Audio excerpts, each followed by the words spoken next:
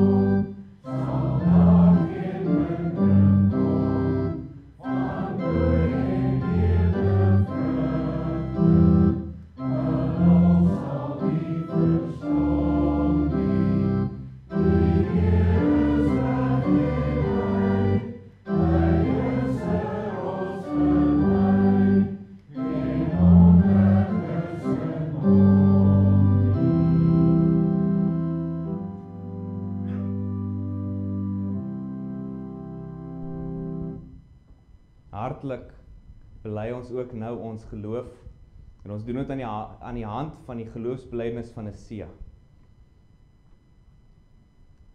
Ons glo in een God, die almagtige Vader, die skepper van hemel en aarde, van alle sigbare en onsigbare dinge, en in een Here, Jesus Christus, die enige gebore seun van God, voor al die eeue uit die Vader gebore. Hy is God uit God, lig uit lig, ware God uit ware God, gebore, nie gemaak nie, een in wese met die Vader, deur wie alles tot stand gekom het. Hy het ter wille van ons mense en ons saligheid uit die hemel neergedaal en deur die Heilige Gees uit die Maagd Maria vlees geword. Hy het mens geword. Onder Pontius Pilatus is hy vir ons gekruisig. Hy het gelei en is begrawe. Op die 3de dag het hy volgens die skrifte opgestaan en het hy na die hemel opgevaar. Hy sit aan die regterhand van die Vader en sal met heerlikheid terugkom om die lewendes en die dooies te oordeel. Aan sy koningskap sal daar geen einde wees nie. Ons glo in die Heilige Gees wat Here is en lewend maak. Hy gaan van die Vader en die Seun uit en hy word saam met die Vader en die Seun aanbid en verheerlik. Hy het deur die profete gespreek. Ons glo aan een heilige, algemene en apostoliese kerk. Ons bely een doop tot vergifnis van die sondes. Ons verwag die opstanding van die dooies en die lewe van die toekomstige bedeling. Amen.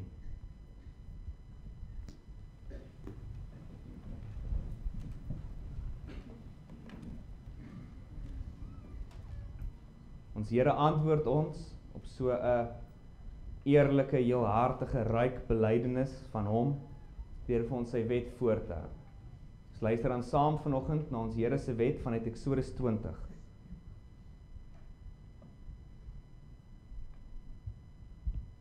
Toe het God al hierdie woorde gespreek en gesê, ek is die Here jou God, wat jou uit Egipteland, uit die slawehuis uitgelei het. Jy mag geen ander gode voor my aangesig hê nie. Jy mag vir jou geen gesneede beeld of enige gelykenis maak van wat bo in die hemel is, of van wat onder op die aarde is, of van wat in die waters onder die aarde is nie.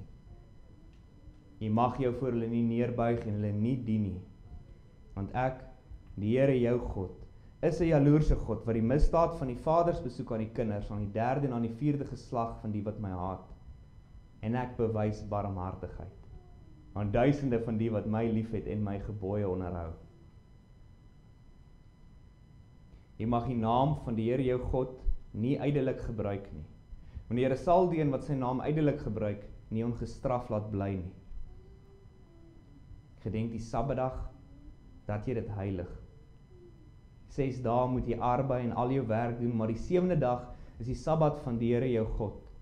Dan mag jy geen werk doen nie. Jy of jou seun, of jou dogter, of jou diensknegt, of jou diensmaagd, of jou vee, of jou vreemdeling, wat in jou poorte is nie.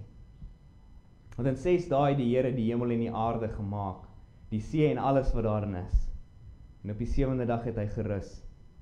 Daarom het die Here die Sabbatdag geseën en dit geheilig. Eer jou vader en jou moeder, dat jou dae verleng mag word in die land wat die Here jou God aan jou gee. Jy mag nie doodslaan nie. Jy mag nie egbreek nie. Jy mag nie steel nie. Jy mag geen valse getuienis teen jou naaste spreek nie. Jy mag nie jou naaste se huis begeer nie.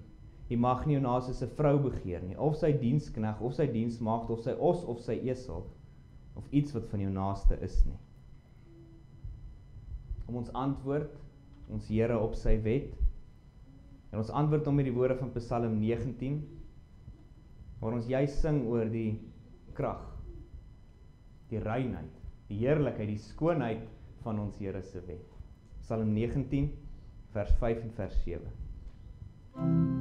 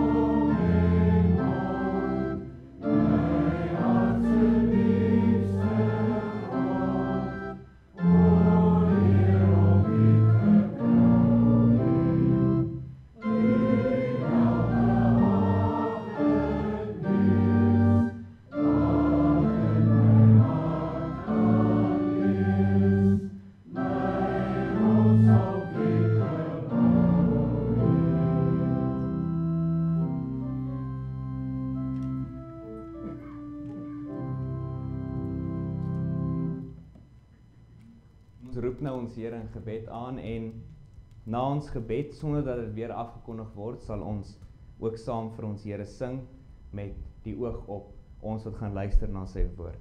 Ons bid saam.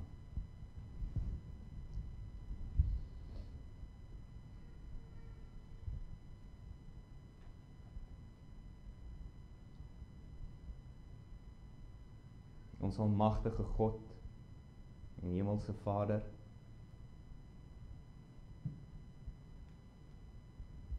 voor die wet is ons klein en nietig. Die wet vlek ons oop. Ons oortuig onsself so gereeld dat ons nie te sleg is nie. Dat daar iets in ons is wat ten minste 'n bietjie guns verdien. En daarom is dit so kosbaar en nodig om u wet te hoor. Ons bely ons sondes dat ons swak is, wisselvallig, onstabiel, dat ons hardnekkig is gereeld, dat ons met trotse daad u heilige wil weerstreef. Wil jy ons vergewe vir ons sonde? Wil jy ons was met die bloed van u seun? Dis al wat ons het, dis al waarna ons vashou, al waarna ons kyk wanneer ons voor u staan. Ons Here Jesus Christus. Sien ons tog in hom. En dan saam met Dawid, saam met die kinders, deur die eeue bid ons, bewaar ons vir die kwaad. Bewaar ons van oortreding.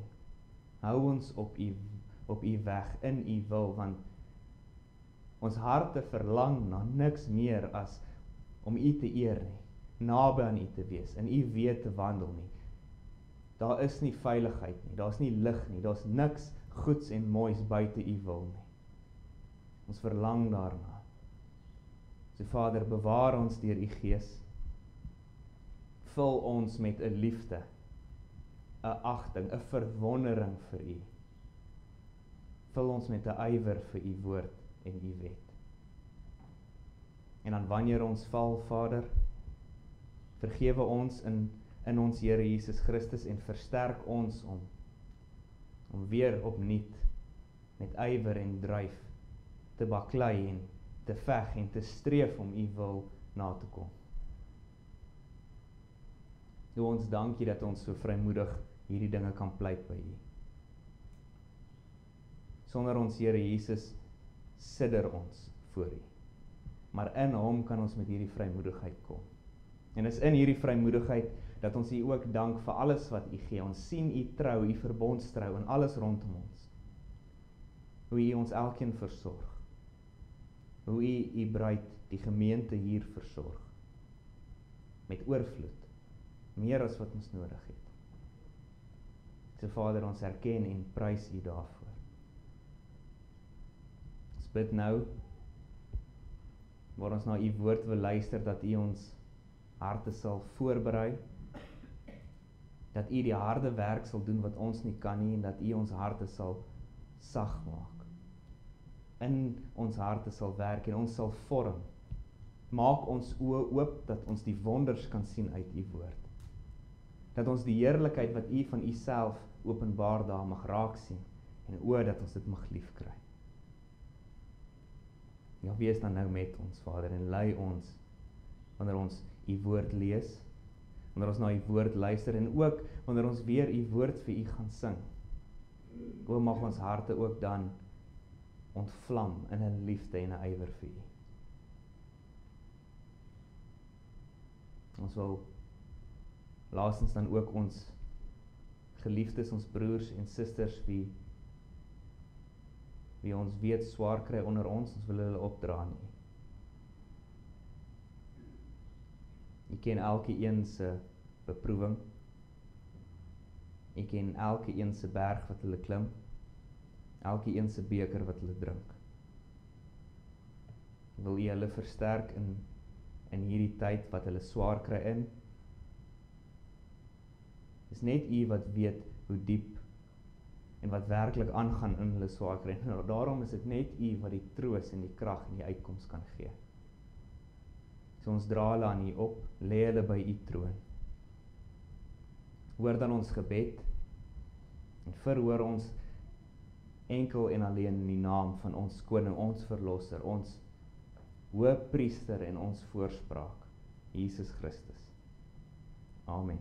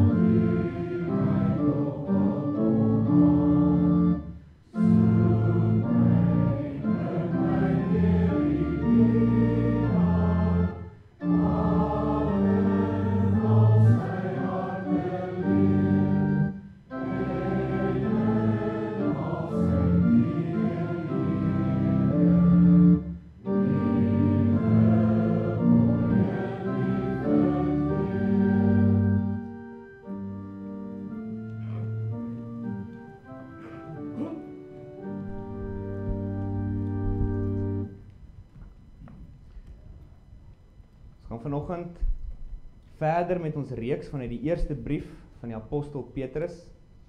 En jy kan saam met my oopmaak daar by 1 Petrus, waarvan ons dan vanoggend gaan luister na 1 Petrus 1 vers 1 tot 13, en dan gaan fokus op vers 10 tot 12, hierdie 3 verse.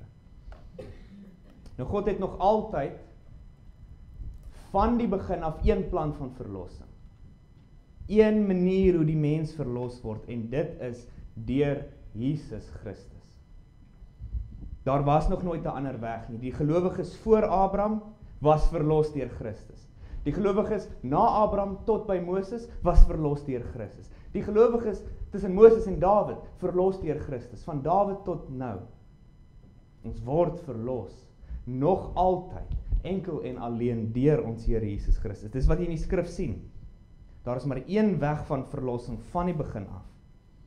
Jesus Christus, waaraan die mens dan deel kry deur sy geloof. Mens vind nie 'n ander weg nie. Maar wat mens wel vind, is dat hierdie plan van verlossing in en deur geloof in Christus, dat dit nie onmiddellik, dadelik, van die begin af, geopenbaar is in sy volheid, soos wat ons dit nou ken nie. Nee, in sy oneindige wysheid het God dit goed gevind om dit gedeeltelik, stukkie vir stukkie, van Adam en Eva af tot nou toe, te openbaar, gedeelte vir gedeelte. En dis in 'n sin waar die hele Ou Testament gaan. Hierdie geleidelike openbaring van God se plan van verlossing, Jesus Christus. Dis die doel en die kern van die Ou Testament. Christus. Hy is die God van die Ou Testament. Daarom is dit so 'n vreeslike dwaling en 'n verskriklike ding om te sê, dat vandag se Jode en moslems, hulle dien eintlik dieselfde Ou Testamentiese God as ons. Hulle lees dieselfde Ou Testament as ons. Ons volg net 'n spesifieke weg na hierdie Ou Testamentiese God deur Jesus. Hulle vind hulle eie weë, maar op die ou end dien ons eintlik maar dieselfde God. Ons lees mos dieselfde Bybel. Dis 'n verskriklike dwaling. As jy vir Christus uit die Ou Testament uithaal, verloor jy die God van die Ou Testament. Hy is die God van die Ou Testament. En dis wat ons Here vir ons hier leer in vers 10 tot 12. En die implikasies daarvan is heerlik. Hoe belangrik, hoe gewigtig, hoe heerlik dit die Ou Testament maak vir jou om te bestudeer, om in te grawe, om op te neem. Dit is baie, baie heerlik. So waarna ons vanoggend wil kyk, so ons luister saam na 1 Petrus 1. Ons gaan luister van vers 1 tot 13 en dan fokus op vers 10 tot 12.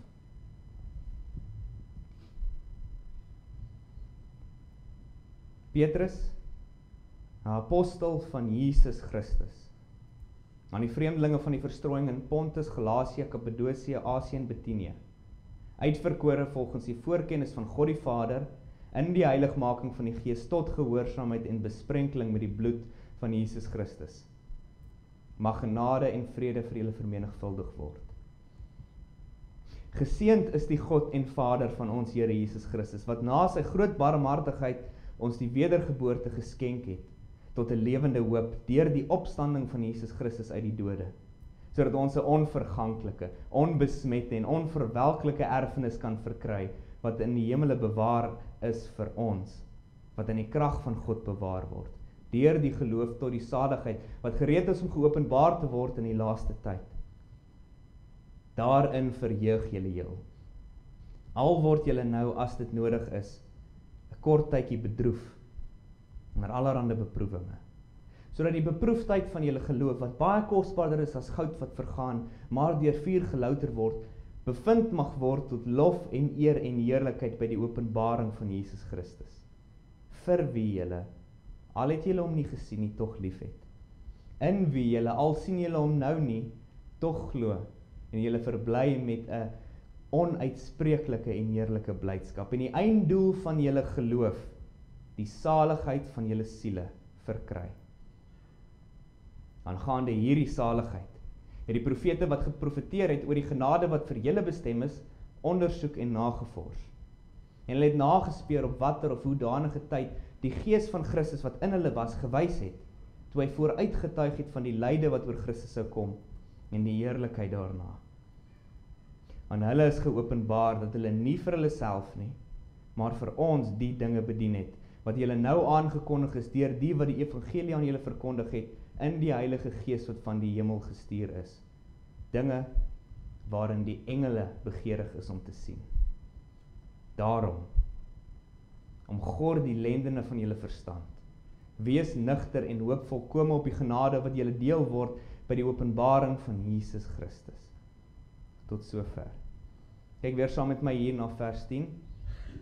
Aangaande hierdie saligheid, het die profete wat geprofeteer het oor die genade wat vir julle bestem is, ondersoek en nagevors. Nou praat hy in vers 10 van aangaande hierdie saligheid, so dan moet jy vra as jy dit lees, watter saligheid?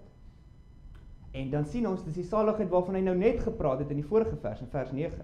Vers 9 hoor ons, en die einddoel van julle geloof, die saligheid van julle siele verkry. Nou, oorweeg hoe werk dit, dat die einddoel van ons geloof, die saligheid van ons siel is, en hoe die profete oor hierdie saligheid nagevors en ondersoek het. So, die saligheid waarvan gepraat word, is die hoogste vorm van seën. Die hoogste vorm van volheid, moontlik. En dit is om verlos te wees. Dit is God se teenwoordigheid, om in genade en in vrede met God te staan. Dis saligheid. Nou die kwessie wat die hele Ou Testament vir jou voorhou, is dit. Hoe kan die mens, so jy, ooit salig word, as ons in vyandskap is met God, weens al ons sondes? En die mens is van nature 'n vyand van God, en al sou die mens sy vyandskap met God laat staan, die sonde wat hy gedoen het, die rebellie, die opstand, bestaan nog, dit is gedoen, en God is nog steeds 'n vyand van die mens weens dit. God is die allerheiligste en hy verteer die sonde, enige sonde wat voor hom kom. Die mens kan nie met sonde God eers nader nie, wat nog van salig word. En dan leer die Ou Testament hier, hy pak dit uit. Hy leer dit vir ons direk, en hy leer dit vir ons deur beelde en tipes. Beelde en tipes, dis stories, of gelykenisse, wat werklik gebeur het, wat 'n dieper betekenis het, wat 'n heenwysing het. Adam en Eva, hulle, na die sondeval word hulle uit die tuin van Eden gegooi. Nou waarom word hulle uitgegooi? Want God is daar. Hy is in die tuin. Daarom sit hy 'n engel met 'n vlammende swaard om die tuin se ingang te bewaak, om hulle uit te hou. Hulle kan nie naby hom kom nie, hulle het gesondig. Of toe God op die berg Sinaï neerdaal, nou hoor ons, as enige iemand, wie hy nie geroep het nie, net aan daardie berg raak, sal hulle gedood word. En later hoor ons van die verbondsark, wat in die tabernakel gehou word, in die allerheiligste kamertjie in die tabernakel en toe in die tempel, dat niemand mag daar ingaan en voor die verbondsark gaan nie, want die verbondsark verteenwoordig God se teenwoordigheid. En die mens, vol van sonde, kan nie daar inkom nie. En dan sien ons, maar God se verlossingsplan van die begin af, vir die saligheid van die mens, is deur Jesus Christus. En dis wat ons dan in die Nuwe Testament sien wanneer ons daardeur lees. Hierdie einddoel van julle geloof, die saligheid van julle siele, dit sien ons duidelik en in sy volheid in die Nuwe Testament. Die oplossing wat God gee, wat van die probleem wat die Ou Testament nog heeltyd voorhou, dat die mens kan nie salig word, hy kan nie God nader nie. Oplossing wat die Here gee is dit, Jesus word gebore as 'n mens. Hy lewe in totale gehoorsaamheid aan die Vader, soveel so dat hy met sy lewe saligheid verdien. En dan sterf hy aan 'n kruis. Daar word die mens se sonde en opstand geplaas op hom. En hy word daarvoor in die mens se plek vergeld, gestraf. En dan tegelijkertyd, wat hy doen is, hy ruil sy verdienste met die mense. So hy vat die mense sonde op hom en hy ontvang die straf, die hel daarvoor. En hy gee sy geregtigheid, sy gehoorsaamheid aan die mens, asof die mens dit gedoen het. En dan die manier hoe mens deel kry daaraan, is deur die geloof. So waarom ons praat van regverdigmaking deur die geloof, of saligmaking deur die geloof. Ons bely dit so in die Heidelbergse Katekismes Sondag 23, die vraag vra, hoe is jy geregverdig voor God? Nou in daai vraag moet jy hoor, hoe kan jy voor God staan? Hoe kan jy salig word? Hoe kan jy reg staan in vreugde, in vrede met God?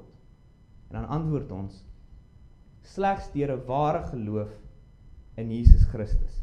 So, dat al kla my gewete my aan, dat ek teen al die gebooie van God swaar gesondig het, en nie een daarvan gehou het nie, en dat ek nog gedurig tot alle kwaad geneig is, God nogtans aan my, sonder enige verdienste van my kant, uit loutere genade, die volkome genoegdoening, geregtigheid en heiligheid van Christus skenk. Dit reken hy my toe, asof ek nooit sonde gehad het of gedoen het nie. Asof ek self al die gehoorsaamheid volbring het wat Christus vir my volbring het. Aan hierdie weldaad, en hierdie saligheid, het ek deel, sover ek het met 'n gelowige hart aanneem. Dis wat Petrus bedoel in vers 9. Dat die einddoel van ons geloof die saligheid van ons siele is. Nou, hierdie geloof wat tot saligheid van ons siel lei, dis 'n waarheid wat ons nie eers in die Nuwe Testament kry nie. So belangrik om dit te sien. In die Nuwe Testament gaan jy sien die briewe, die evangelies, openbaring, dat dit word in sy volheid geopenbaar, uitgelê, uitgepak. Maar jy kry dit al van die begin af hierdie waarheid. Die dwalende fout wat so baie mense maak is om te dink dat aangesien die Nuwe Testament die volheid en duidelikheid van God se plan van verlossing leer, die saligheid van ons siele, is die Ou Testament onbelangrik. Aangesien God se verlossing deur Christus nog nie bekend was in die Ou Testament nie, omdat Jesus nog nie gebore was nie, nog nie gesterf het nie, nog nie opgestaan het nie, hoef ons nie onsself te bemoei met die Ou Testament nie. Dan is dit eintlik maar een kant plaas. En broers en susters, die verbond van God kan nie so geskei word nie. Hy verkondig hierdie een weg van verlossing al van die begin af, en dis wat ons in vers 10 kry, aangaande hierdie saligheid het die profete wat geprofeteer het oor die genade wat vir julle bestem is, ondersoek en nagevors, en hulle het nagespeur op watter of hoedanige tyd die gees van Christus wat in hulle was gewys het, toe hy vooruitgetuig het van die lyde wat oor Christus sou kom en die heerlikheid daarna. Nou, oorweeg saam met my 5 redes wat hierdie teks gee, waarom die Ou Testament uiters kosbaar en belangrik is. En waarom ons tyd in die Ou Testament moet spandeer, moet vors, ingrawe, ondersoek instel, besig wees met die Ou Testament. 5 redes. Nommer 1, die ganse Ou Testament wys na en verkondig vir Christus. Hy is die middelpunt van die Ou Testament. En dit gebeur op baie maniere, soms met beelde en tipes, dinge wat heenwys, soms deur direkte profesie en beloftes. Johannes Calvin het geskryf, ons behoort die skrif met die uitdruklike doel te lees om Christus daarin te vind. Wie van hierdie doel afwyk, al vermoei hy hom sy lewe lank met leer, sal nooit tot die ware kennis van die waarheid kom nie. En watter ware wysheid is daar, sonder die wysheid van God? Van die begin af, verkondig die Ou Testament vir Christus. Dink aan Adam en Eva na die sondeval. Direk na die sondeval, wanneer God na hulle toe kom, dan gee hy die, wat ons noem die moederbelofte, dat die saad van die vrou die slang se kop sal vermorsel. En wat is dit anders as die belofte van ons Here Jesus Christus? Dat hy sal kom en oorwin. En dan kry ons ook vir Christus die evangelie in 'n beeld. Want wat gebeur? Adam en Eva probeer hulle naaktheid, hulle skaamte, hulle skande bedek met vyeblare, wat nie werk nie, nie sal werk nie, nooit genoeg sal wees nie. En dan kom God, en hy gee vir hulle rokke van vel. En waar kom daardie vel vandaan? Van 'n dier af. En daardeur wys God in 'n beeld, bloed moet vloei om die mens se skaamte te bedek. En wat is dit dan anders as 'n heenwysing, 'n getuienis van ons Here Jesus Christus wat kom, sy bloed wat vloei, en hy wat sy geregtigheid vir ons gee, soos die rokke van vel, om ons skaamte en naaktheid te bedek. Wat God dan vir Adam en Eva hier doen, verkondig Christus. Dink aan die instelling van die offers, waarvan die Ou Testament, veral die eerste 5 boeke, so vol is. Om versoening vir jou sondes te doen, moet jy 'n lam bring, 'n dier bring. Jy moet hom doodmaak, en jy moet hom offer aan die Here. Bloed moet vloei weens die sondes, en as nie jou eie nie, dan van iets of iemand in jou plek. En dan kry ons in die Nuwe Testament, waar Johannes die Doper uitroep, toe hy vir Christus sien, daar is die lam van God, wat die wêreld se sondes wegneem. In ander woorde, wat moet jy sien in die offers van die Ou Testament? Dis hoofstukke en hoofstukke offers, maar wat doen al daai hoofstukke? Dit verkondig vir jou Christus. Ons gaan later in 1 Petrus sien, net in die volgende gedeelte, waarna ons gaan kyk, oor 2 weke, wat ons daar sien is, Petrus praat van Christus as die lam van God, vlekkeloos, sonder gebrek. Hoe baie hoor jy in die Ou Testament, dat die offers wat gebring moet word, moet vlekkeloos, sonder gebrek wees. Waarom? Want dit wys na Christus toe, na wie hy is, hoe hy is.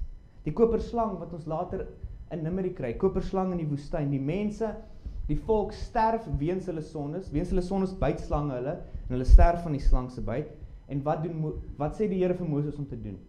Maak 'n paal en sit 'n koperslang daarop. Elkeen wat net daarna kyk, sal gesond word.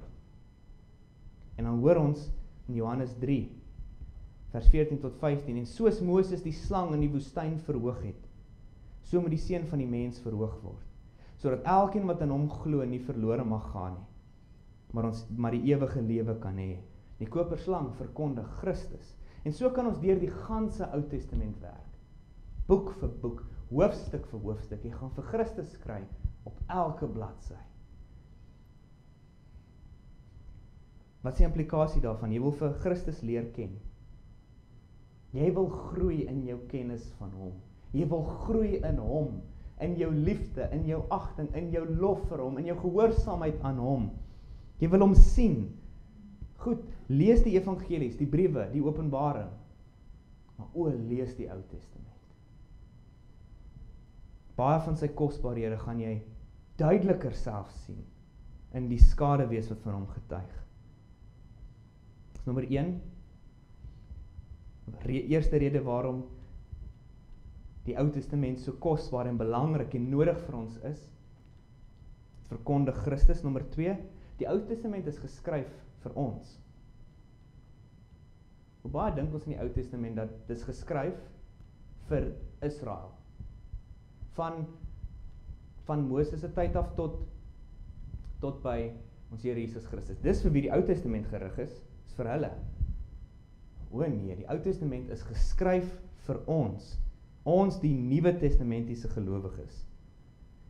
So ons kry hierdie neiging van baie Christene om hulle self los te maak van die Ou Testament af. Sê die Ou Testament is daai kant nie vir my nie. Ek kan daaruit leer, ek kan daaruit beginsels kry, maar dis nie vir my geskryf nie. Ek kan net daaruit uitbaat. Maar die Ou Testament is vir ons geskryf, vers 10. Hier hoor ons, aangaande hierdie saligheid het die profete wat geprofeteer het oor die genade wat vir julle bestem is, ondersoek en nagevors. In vers 12, aan hulle is geopenbaar dat hulle nie vir hulle self nie, maar vir ons die dinge bedien het, wat julle nou aangekondig is deur die wat die evangelie aan julle verkondig het. Nou, die vraag is, lees jy die Ou Testament dan so? Dat die Here gee nie vir ons die Ou Testament as deel van sy woord om te sien wat hy vir Israel gegee het en wat vir Israel belangrik was nie. Hy gee die Ou Testament vir jou, dat jy daardeur kan groei in kennis, in liefde, in agting, in bewondering van hom. Nommer 3, ons kan meer van Christus sien en verstaan as wat die gelowiges in die Ou Testament kon.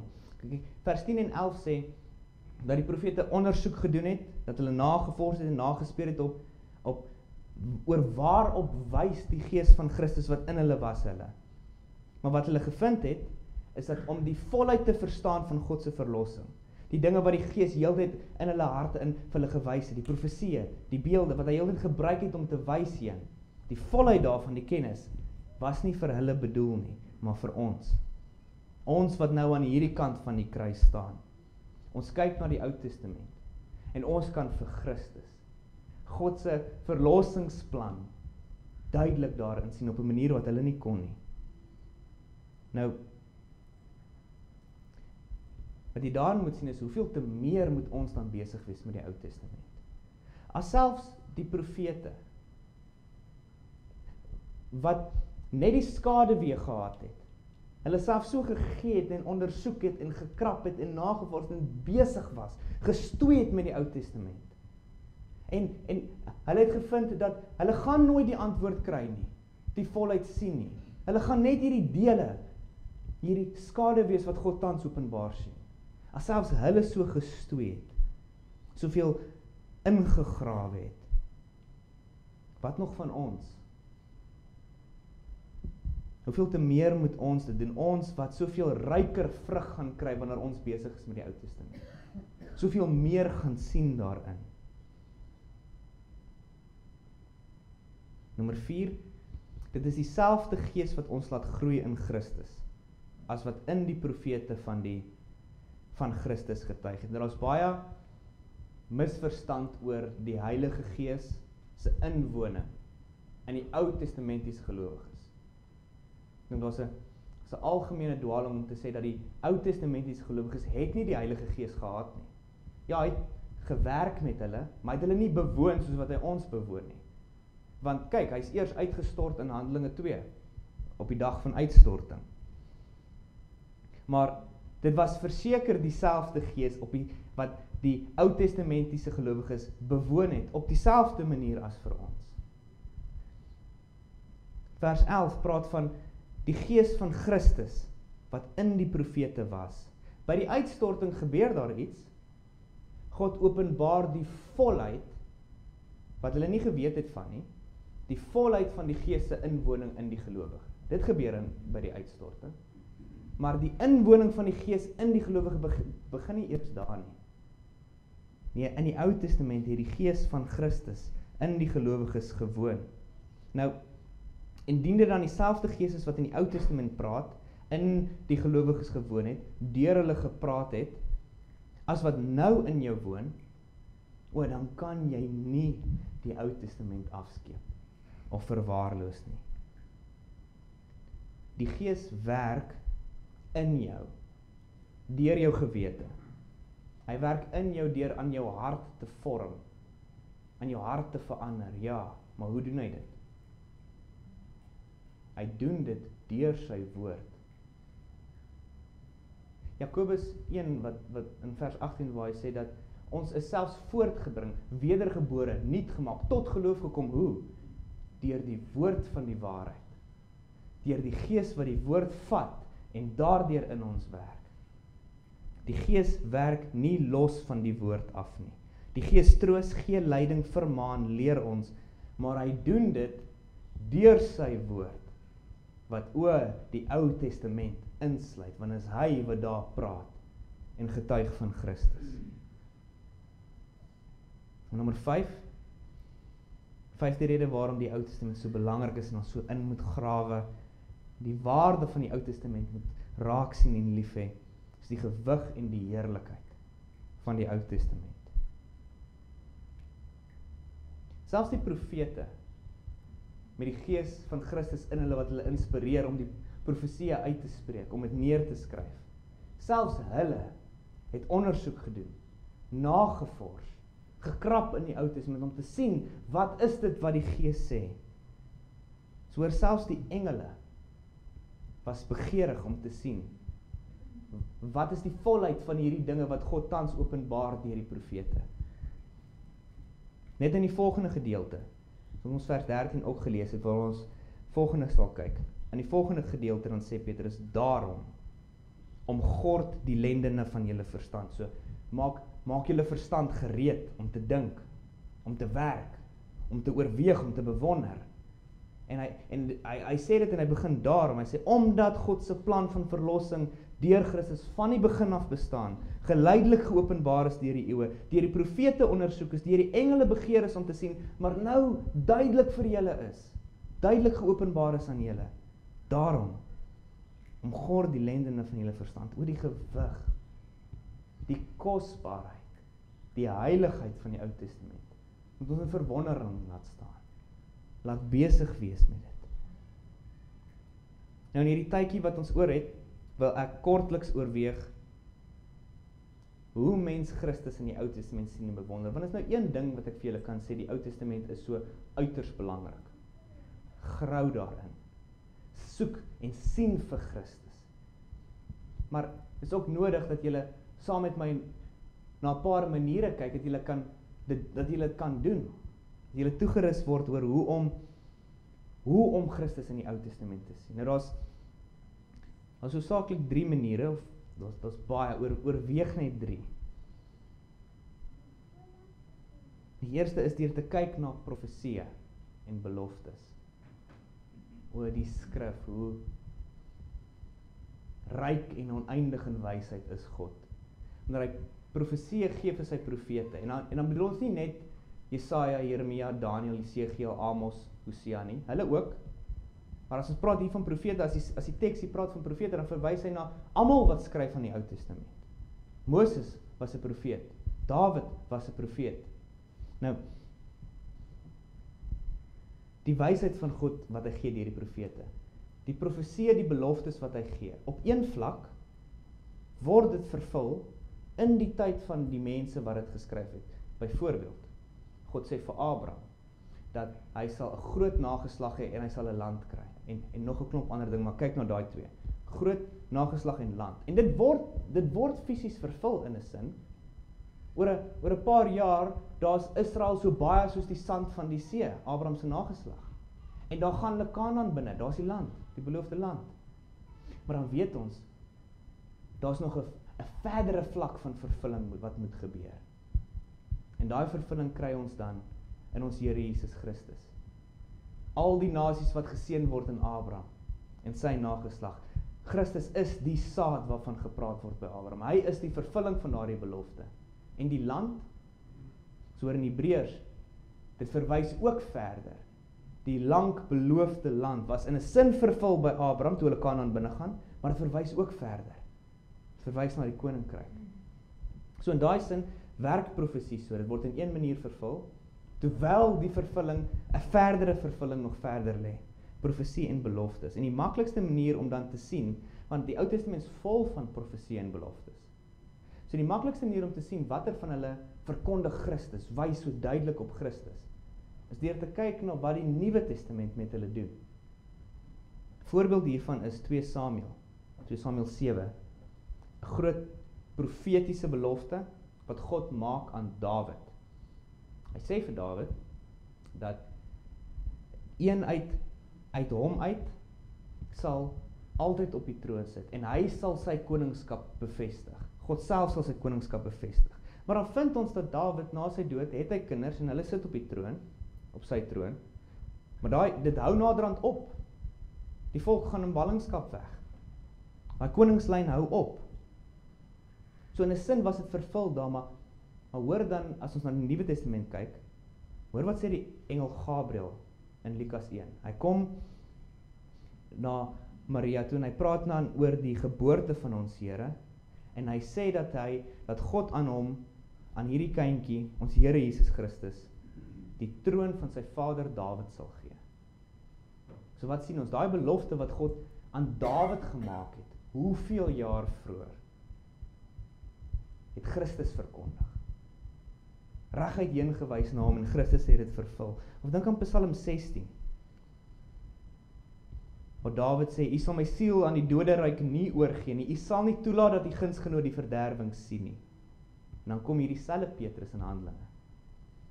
In Handelinge 4, dan sê hy, broers, ek kan vryuit met julle spreek oor die aartsvader Dawid, dat hy gesterf het, en sy graf is hier. Kyk, ons weet hy is dood. Maar omdat hy 'n profeet was, het hy gespreek van die een wat sal kom. Die een wat nie oorgelaat sal word aan die dood nie, maar wat sal kragtig opgewek word, opstaan uit die dood uit. En dit is Christus. So mens sien vir Christus, mens groei in kennis van hom, deur te kyk na hoe die beloftes, die profeseë verbystrek na hom toe en vervul word in hom. Nou die tweede manier is deur beelde en tipes. En God het die Ou Testament so ontwerp, so laat spreek, so laat skryf, dat gebeure, karakters, temas, wat jy kry in die Ou Testament, 'n skaduwee, 'n beeld, 'n vooruitsig, 'n tipe is van Christus. Ons het 'n paar van hulle vroeër oorweeg met wat by Adam en Eva gebeur het en met die koperslang, maar dink aan Israel se verlossing uit Egipte in Exodus. Want dit is iets wat ons elke week na kyk wanneer ons die wet lees. Soos wat die volk Israel in slawerny in Egipte was, en soos wat God hulle roep gehoor het, uit vrye genade uit, sonder dat hulle dit verdien, gekom het en hulle verlos het uit daai slawerny en na hom toe gebring het, so het God gemaak dat ons is 'n beeld, 'n tipe van jou verlossing. Jy was soos die volk onder slawerny van die sonde en van die dood. En sonder verdienste het God gekom en hy het jou daar uitgehaal en na hom toe gebring. Soos wat God na die volk toe kom by Sinaï met sy wet en dan vir hulle sê, ek is die Here jou God, wat jou uit Egipte land, uit die slawehuis uitgelei het, klaar. Jy hoef nie die wet na te kom vir dit nie, jy's klaar uitgelei. So kom God na ons toe wanneer hy sy wet voorhou. En daai woorde wat ons elke Sondag lees, moet jy hoor, ek is die Here jou God, wat jou reeds deur Christus verlos het. Reeds jou sonde met sy bloed afgewas het. Daarom, en dan volg sy wil. En so kan ons nog baie voorbeelde noem, baie tipes, van die hoofpriester tot die offers, van die tempel tot die vis en Jona. God gebruik al hierdie dinge as beelde, as tipes, as heenwysing na Christus en die verlossing in hom.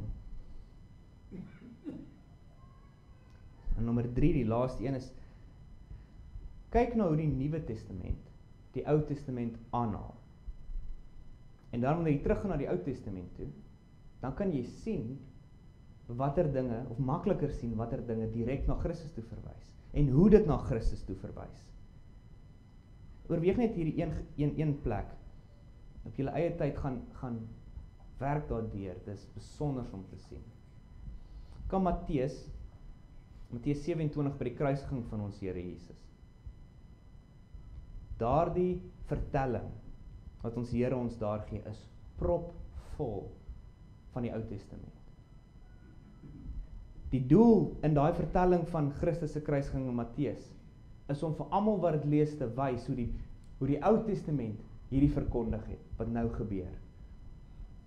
Met 'n paar voorbeelde, Psalm 22 vers 19 hoor ons, hulle verdeel my klere onder mekaar en werp die lot oor my gewaad. Dis Dawid wat daar skryf. En in 'n sin skryf hy oor homself, maar hy skryf ook verby homself. Hy sê, hulle verdeel my klere en werp die lot oor my gewaad. En dan hoor ons in Matteus 27, en nadat hulle hom gekruisig het, het hulle sy klere verdeel deur die lot te werp. Psalm 22 vers 7, Almal wat my sien, spot met my, hulle steek die lip uit, hulle skud die hoof en sê, laat dit aan die Here oor, laat hy hom red, laat hy hom bevry, hy het mos behaan hom, Psalm 22. Kry ons by die kruisiging, Matteus 27, en die verbygangers het hom gesmaad, terwyl hulle die hoofde skud en sê, hy het op God vertrou, laat hy hom nou verlos as hy behaan hom het. So gaan kyk na die Nuwe Testament, en kyk hoe die Nuwe Testament keer op keer op keer vir jou wys, en duidelik maak, die Ou Testament verkondig vir Christus. Daar's meer van Christus, meer hoeveelheid kere wat hy van gepraat word in die Ou Testament as die Nuwe Testament. Waarom? In die Ou Testament is soveel groter, soveel meer stof. Dis duideliker in die Nuwe Testament, maar o, Christus is vol in die Ou Testament. Mag ons dan nie 'n veragting of verwaarlosing van die Ou Testament hê nie. Sien daarin dat God se plan van verlossing is van die begin af dieselfde. So Here Jesus Christus is nie net van ewigheid af nie, hy word van die begin af verkondig as die verlosser. Sien dat dit dieselfde Gees is, wat deur dieselfde God uit die hemel gestuur is, wat dieselfde Christus verkondig, beide in die Ou Testament en in die Nuwe Testament, en soek hom dan, soek hom in die Ou Testament, en laat ons so God se een plan van verlossing, van begin tot einde raak sien, dit bewonder en hom daarvoor prys. Die profete het slegs die skaduwee gehad om na te kyk, die heenwysing, die waarheid wat nog die sluier oor gehad het. Maar jy het die volheid van Christus om na te kyk. En jy het die volheid van Christus, wat jy ken, wat jy weet, wat jy lief het, wat jy dan kan vat wanneer jy na die Ou Testament toe gaan. En o, hom daar duidelik en ryker sien as wat enige profeet of engel ooit kon. Amen. Ons bid saam.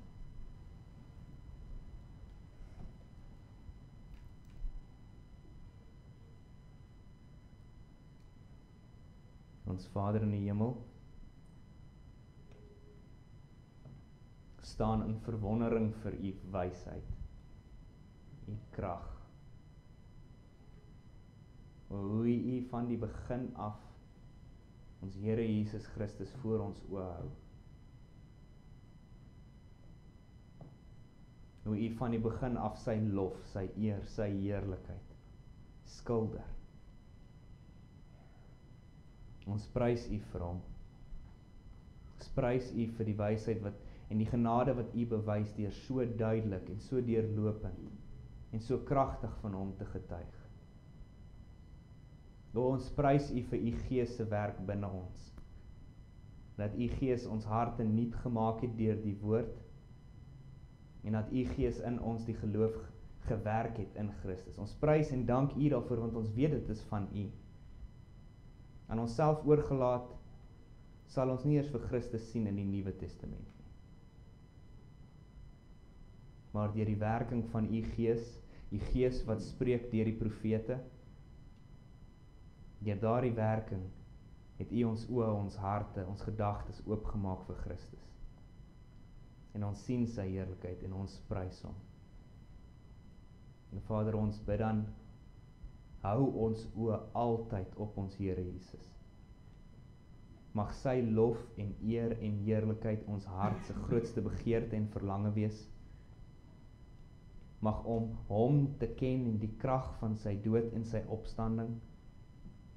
Mag daardie verlange ons dryf wanneer ons besig is met u woord. En mag u Gees dan vir ons oopmaak, duidelik wys wat u leer oor Christus, oor u self. Ja Vader, ons loof en prys u vir die genade wat u gee. Vader, ons bid vir ons gemeente. Mag ons saam groei in ons liefde, ons agting, ons verlange na u woord. Seën ons dienste waar ons kom om u te prys met u woord en om na u woord te luister. Seën ons Bybelstudies. Seën ons ouderlinge in hulle besoeke. seën die werk van die ganse kerkraad. O, wil U bruid hierdie gemeente sterk maak en opbou en bewaar. Maar meer as enigiets wil U ons dag na dag, week na week, maand na maand, jaar na jaar liewer, meer toegewyd, meer vurig maak vir U naam, vir U heerlikheid, U heiligheid. En Vader, ons bring ons gebed dan voor U. Verhoor ons om ons Here Jesus Christus ontwil. Amen. Ons dan vir ons Here gaan sing, juis een van die heerlike verkondigings van Christus vanuit die Ou Testament, Psalm 2, en daarvan vers 1, 4 en 6.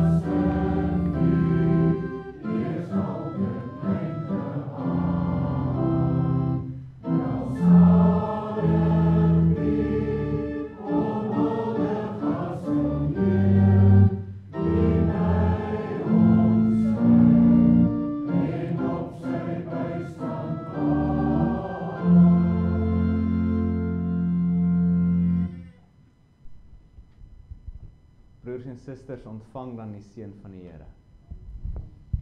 Die Here sal jou seën en jou bewaar. Die Here sal sy aangesig oor jou laat skyn en jou genadig wees. Die Here sal sy aangesig oor jou verhef en aan jou vrede gee. Amen.